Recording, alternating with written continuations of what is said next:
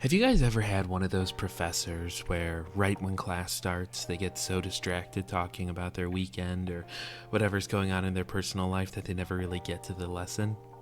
So, anyway, today we're going to be talking about Battlefield 6 because that's what I've been playing lately. All right, we can jump right into it. Fair warning though, there will be some spoilers for the Battlefield 6 campaign, as well as some discussion revolving around the other Battlefields like 3, 4, and Battlefield 1. So, with that, let's jump into it. So, in the interest of being a bit more efficient with my time, I'm going to try to keep this a bit quicker than my normal videos. But I also feel like it's sort of indicative of, I kind of feel like I have less to say about this one than I do other games, but also other installments in the franchise. So right from the get-go, I think the best way to sort of divide this review would be to discuss the campaign, and then to discuss the multiplayer. And I feel like most people are going to think the multiplayer is the more important part, so I'm going to give my impressions on that first, and then I'll sort of yap about the campaign. So, with the multiplayer, to, get right out and address the elephant in the room, it's really, really good. I mean, I'm talking about it truly feels like a return to form from 3 and 4, where it's, a modern combat shooter. You got, destruction of the environment. You've got really fast gameplay. And it just has that fun energy. It's also great because since the game is so successful, there's lots of players right now. So if you're sort of on the fence, I would recommend getting into this game now because obviously those numbers are just going to get lower and lower and lower as the game gets older and older. So right now is sort of the best time to be playing this game.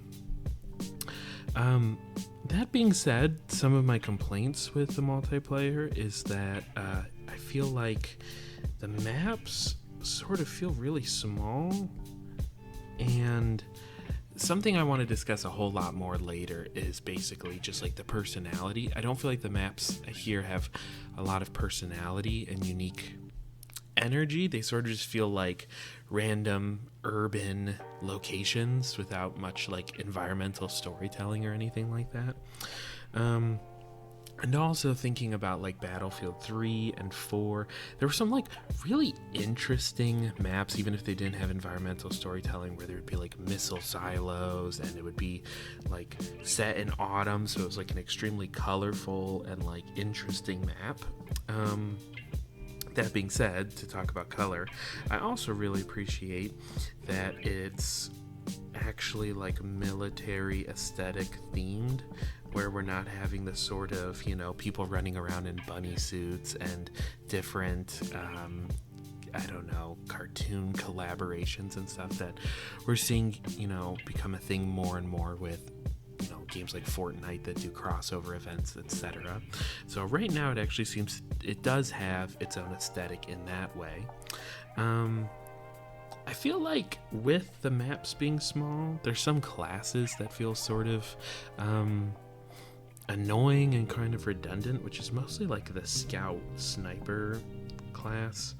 I feel like, as this is coming from someone who usually enjoys playing as a sniper, I feel like in this game to try to be a sniper feels weirdly pointless because the maps are so small. And then when you're on the receiving end of fighting against a sniper, it always just feels sort of frustrating, it breaks up the actual flow of this sort of tight, small map urban warfare they're going for. Because, you want to be moving with your squad and entering buildings and clearing it out and fighting through the rubble, and you want the people you're fighting against to also be in the rubble and behind cars, and you're checking your corners. And so whenever you get killed by a sniper, it always just feels sort of it's a frustrating moment where it feels like it's actually immersion breaking in a way, because I don't know, it just kind of breaks up that sort of like close quarters, a squad versus squad feeling. There's a couple maps where the scouts and snipers are better, but in general, a bit frustrating. And then on a larger scale, which sort of blends in with the campaign, I kind of feel like some of Battlefield's game modes are getting a little redundant. Or not redundant, but just sort of archaic. So, like, Conquest is their most famous game mode, and it's sort of what used to make Battlefield. I remember, I used to play the Call of Duty games first, and then I found Battlefield at Battlefield 3, and I remember it felt like such a different experience because it was this massive map. There were all these different, checkpoints. It wasn't just, team deathmatch in Call of Duty. That being said, though, I feel like I would like to see them try to be more and more experimental with trying to create multiplayer game modes that actually feel like military operations. Because in the campaign, there's actually some interesting scenarios, which I'll get into later.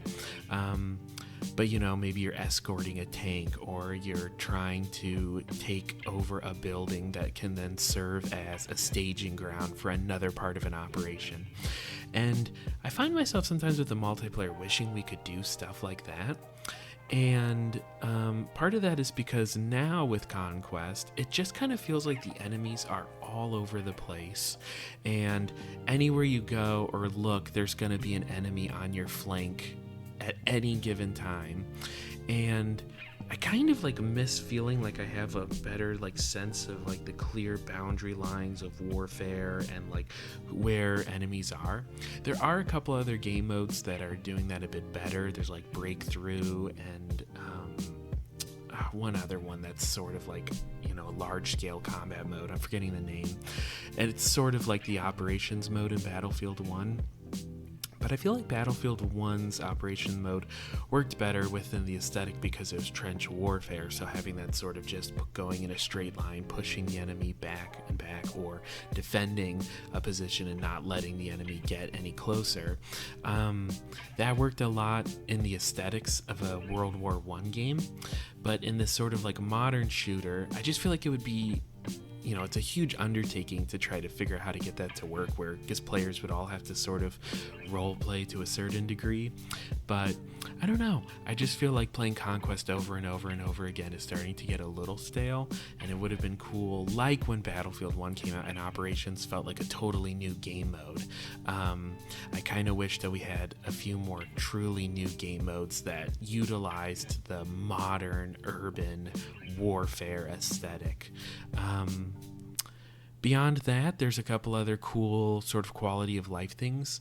So your different classes now can actually use any sort of weapon. So your sniper can have an assault rifle, your medic can have a sniper rifle, etc. The thing is I think that's cool, but I also kind of almost don't know why they're doing that. I don't think that was ever really a complaint, because usually they went pretty hand in hand. Your light machine gunner would be the guy who had ammo packs, so he could, use his weapon a lot more loosely because he's supposed to be doing suppressive fire and firing from a distance, and his gun gets more accurate the longer it goes, things like that. So occasionally I've given myself as a engineer a light machine gun, or not an engineer, as a medic. I've given myself a light machine gun just based on the circumstances of the actual multiplayer match and what's going on. But then I've quickly run out of ammo and been oh, that's a bummer. I forgot that I don't have ammo packs that I can basically give myself. So usually I feel like it's also, since the classes have an affinity for a certain weapon type, it just feels all the weirder that they're even letting us do it. But I mean, I guess that level of freedom is always going to be sort of a pro, even if it seems a little baffling. I would like to see more maps. We're going to get more as the seasons go on, and that's sort of the standard, but I feel like there's only, I think, 9 maps right now, which feels small for a modern day game. And I know it takes a lot to make the maps and all of that, but I don't know. For a $70 game for day one, I just expected there to be like a lot more maps. Also because there's always such a long time between game releases. And then you think of other games. I know like rendering wise, it's completely different, but like Total War games now when they come out, as a random example, have like a ton of maps, and they're always interesting and have different aesthetics based on the different races you're playing as, etc. So to only have 9 maps kind of feels like an old game system type thing. It was a little disappointing. But again, that being said, I want to re-emphasize that it's really good and fun. I'm having a blast in a way I didn't really have with Battlefield 5, or I didn't even really try 2042 because it was such a mess at release. But it's exciting to see that Battlefield sort of has like refigured it out. They've actually gone back to their roots and are giving gamers what they've been asking for a really long time. So it's exciting to see that, because it feels like it's been a long time since we've seen like a game studio be able to course correct and actually do it. I mean, I think about the whole Call of Duty World War II boots on the ground game that ended up being a total flop, because even though they were trying to say, oh yeah, we're going back, we get it, you don't like the future tech stuff, there's going to be boots on the ground, etc., they just totally didn't nail it. But with this one, I really do feel like I'm seeing the spiritual successor to Battlefield 3 and 4. So that being said, let's discuss the campaign just a little bit. All right, so the thoughts on the campaign is, admittedly, let's be honest, it's a little lame. It's, too small, and it's also kind of a random plot where I feel like not everything really lines up. There's, what everyone's talking about is there's a random tank mission in Cairo that feels just completely out of nowhere. And it's kind of funny because when it happened, I was like, oh, cool. Are we going to start doing missions all over the world, or are we going to be hopping back and forth between different perspectives? And it's like, nope, we just went on an extremely random tank mission where we go to save some random guy's friend. I get that it was at a larger sense trying to convey that the NATO and the world at large is now fighting against PAX, but it was just sort of lame. That being said, I also have to say, I really do appreciate that they even tried to have a campaign, because I do like the the single player campaigns. The big thing for me is I feel like the campaigns often add a level of flavor and immersion to the multiplayer. Because, for example, with this game, when I finally got it downloaded, I was so excited to play the multiplayer. I skipped the campaign that first night and just played the multiplayer. And part of me kind of almost felt like I wasn't really feeling the game because I didn't have any sense of the stakes at all. Which isn't to say that I'm a big, role player in multiplayer games, or one of those people who want it to be like a hardcore military sim. But just in general, it's kind of nice to know, if what side's a good guy, what side's a bad guy, what's the, just the context. It just makes it feel a bit more fun. So also just, it's more content and you're paying a lot of money for these games. So in previous installments, seeing them remove the campaign just kind of felt like you were getting gypped off. So I do appreciate the gesture of the campaign. That being said, is the campaign good? No, but I will say there's sort of this weird sort of cognitive dissonance with the campaign where the scenarios are really fun. Oh my gosh, forgive my spelling. So the scenarios are really fun while the story sucks. So the story is just kind of fragmented and it's just very cliche. I feel like we've seen the whole private military company rises up and becomes so powerful that they can attack the world on a global stage, and it's no longer country versus country, but it's country alliance versus mercenary group. We've seen that done in, I feel like, some Call of Duty games, and so I was pretty bummed when I saw that was sort of the main story of this game. And then in general, the characters weren't super captivating. It was the main twist, so spoiler alert, but there's one major character death with Haz, and that was super predictable, and you're interrogating this person named Mills, who is your sort of like operator, and they keep trying to sort of fake out whether or not she's, you know, an antagonist and evil. But it's super obvious that she is just from the get-go. So, because it's also like the story's too small for them to go with some sort of crazy twist like that. So you kind of know the whole plot right from like the second mission. After that, you've seen it all. You know where this is going, etc. Also, the sort of like backstory and motivation of Kincaid, which is basically on an operation, he went back to save his friends and then was abandoned by his team because they thought he was dead and he had acid thrown on his face. Just very cliche, and also wasn't a very compelling motivation for like the level of you know, global warfare he was causing, and, you know, the assassinations and everything. It just didn't feel like equal values. But again, the scenarios were fun. There's one mission in particular where you skydive, and then you do a sniping, and then you go into an underground museum, and all of that was like pretty fun. And also you're escorting a tank, and so all of that was fun, and it was a good way of sort of showing off the game's graphics and like destruction abilities, and again, getting you into the mindset of like the immersion of imagination with being a sort of special operative of this whole like NATO force.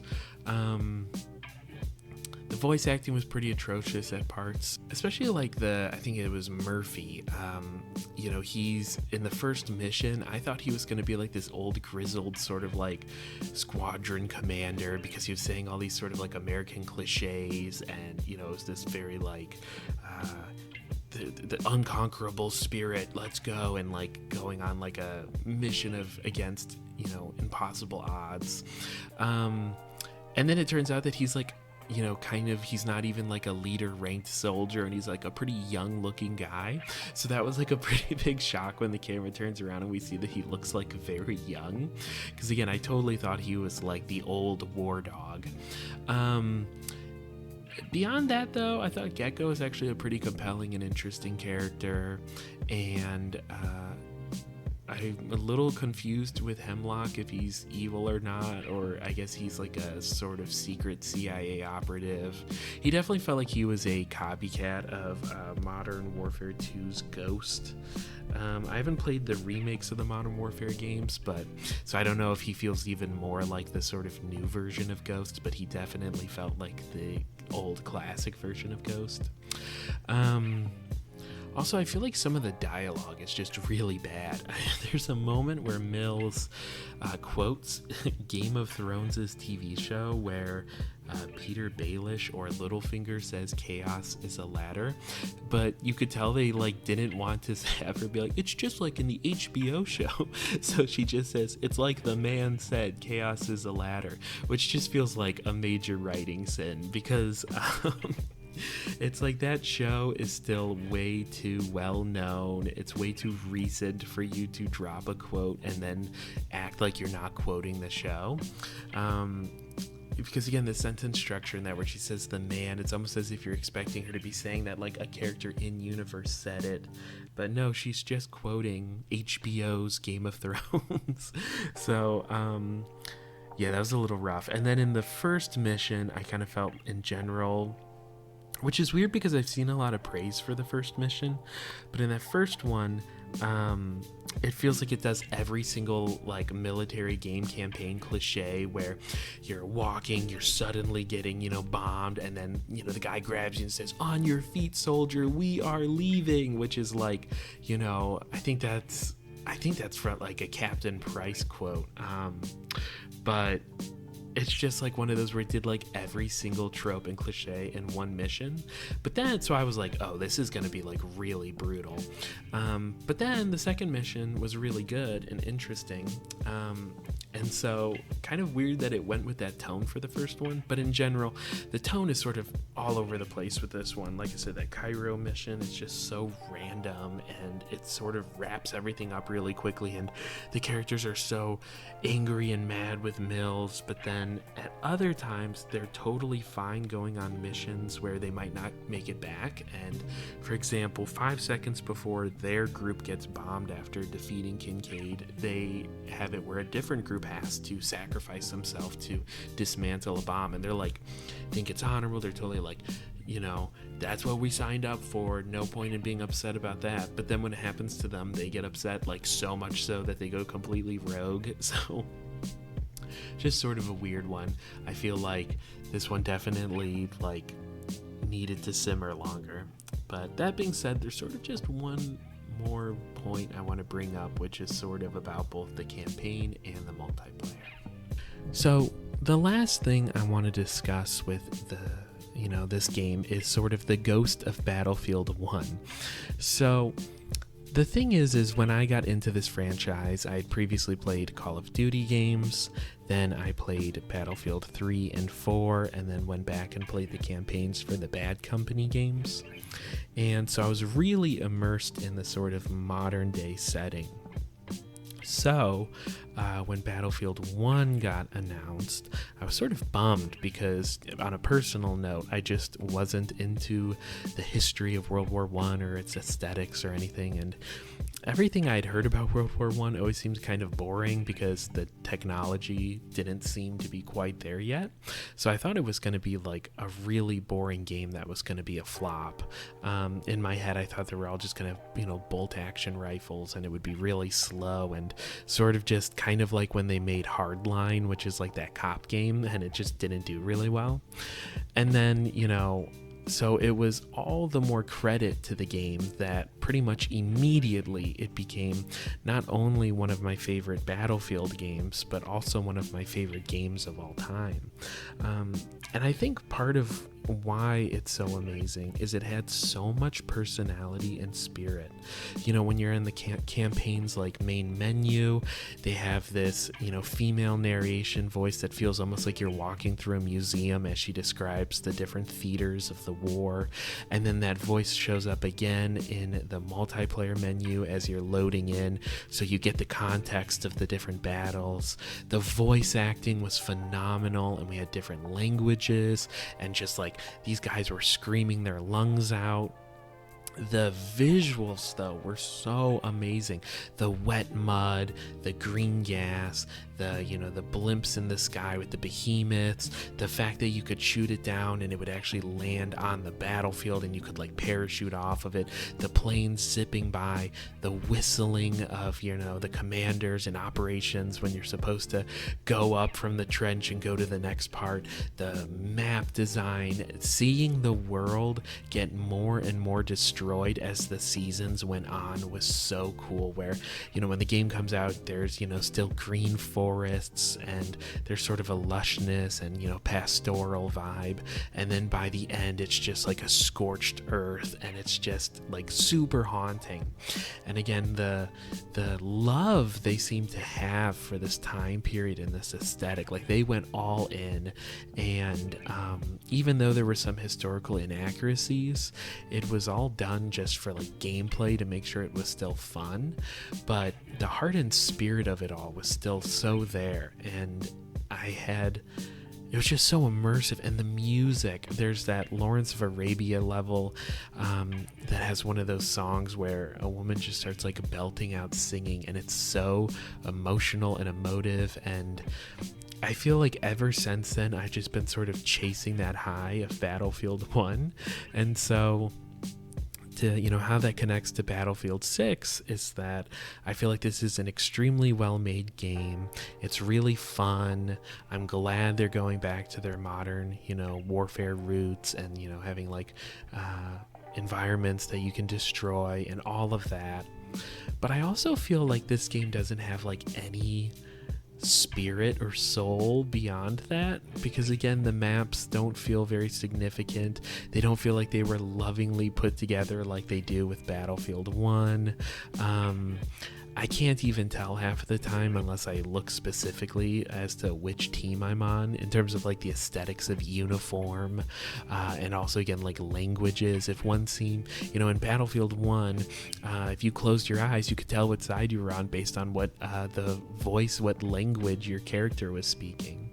And so I'm a little bummed because if you're having a bad night playing or whatever and you're not feeling the multiplayer, there's not much else to bring you back in. While I had so many matches in Battlefield 1 where, my ass was getting kicked, or I was in a kind of a funky small server once the game started to go down in player count, and I was just against people who were way higher leveled than me, but I was still having fun because it was just so like beautiful to run around in that world. And again, with the sound design and the whip crack of the bullets, and getting to do the bayonets, and also having like horses and cavalry charges and all of that stuff, like always kept me going back to it even if I was frustrated.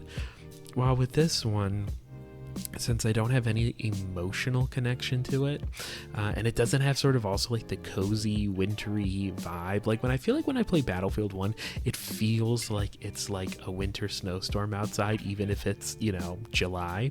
And then with this one, I just don't have any sort of immersion in that way. So that was a long way of just saying I'm sort of bummed by that, and I'm hoping with the next game, or maybe with some of the season map releases, they start to add a bit more soul into it, because again, I miss a lot of those small details with Battlefield 1. But that being said, I think that sort of wraps up this sort of review / first impressions of Battlefield 6. I just kind of wanted to talk about it because it's been what I've been playing lately. So I hope you guys enjoyed this. Let me know if any of you guys are playing this and what your thoughts are, and if anyone else played Battlefield 1 and wants to sort of gush about it with me in the comments, feel free, because I would love to talk about it. So with that, I'm going to wrap this up, so I'll see you in the next one. Bye.